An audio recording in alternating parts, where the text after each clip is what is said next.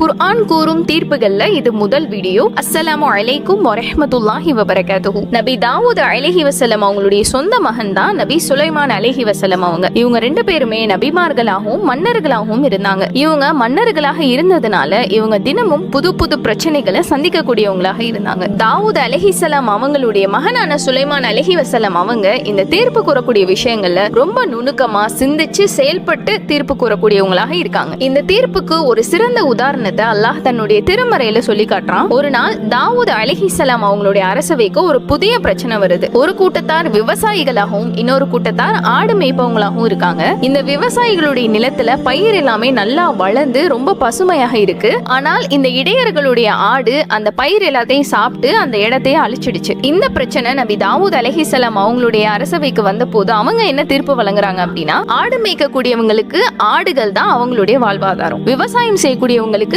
பயிர்கள் தான் அவங்களுடைய வாழ்வாதாரமா இருக்கு. எனவே ஆடு மேய்க்கக்கூடியவங்க தங்களுடைய ஆடுகளை இந்த விவசாயிகள்கிட்ட ஒப்படைச்சிடணும் அப்படின்னு நபி தாவூத் அலைஹி வஸல்லம் தீர்ப்பு சொல்லிட்டாங்க. இந்த தீர்ப்பு விவசாயிகளுக்கு நியாயமானதாக இருந்தாலும் இடையர்களுக்கு மிகப்பெரிய இடியாக இருந்துச்சு. இந்த பிரச்சனை நபி சுலைமான் அலைஹிஸ்ஸலாம் அவங்களுடைய காது கேட்டிய போது, இந்த பிரச்சனை என்னிடத்துல கொண்டு வரப்பட்டிருந்துச்சு அப்படின்னா நான் இதுக்கு வேற மாதிரி தீர்ப்பு வழங்கியிருப்பேன்னு சொல்றாங்க. அதை கேட்ட நபி தாவூத் அலைஹிஸ்ஸலாம் என்ன தீர்ப்புன்னு கேட்கும்போது, இடையர்கள் அவங்க வச்சிருக்கக்கூடிய ஆடை விவசாயிகள்கிட்ட கொடுத்துடணும், விவசாயிகள் அவங்களுடைய விளை நிலத்தை இடையர்கள்ட்ட கொடுத்துடணும். இடையர்கள்ட்ட இருக்கக்கூடிய இந்த விவசாய நிலத்தை அவங்க பயிரிட்டு பாதுகாத்து வளர்க்கணும். எது வரைக்கும் வளர்க்கணும் அப்படின்னா, அவங்களுடைய ஆடு எது வரைக்கும் வளர்த்ததை சாப்பிட்டுச்சோ அது வரைக்கும் வளர்க்கணும். வளர்த்து அந்த விவசாய நிலத்தை விவசாயிகள்ட்ட ஒப்படைக்கணும். இதுவே அந்த விவசாயிகள் என்ன செய்யணும்னா, இந்த இடையர்களுடைய ஆடுகளை பராமரி. விவசாயிகள் பொறுத்த வரைக்கும் ஆடுகளை மேய்க்கிறது அவங்களுக்கு அதிகமான வேலை.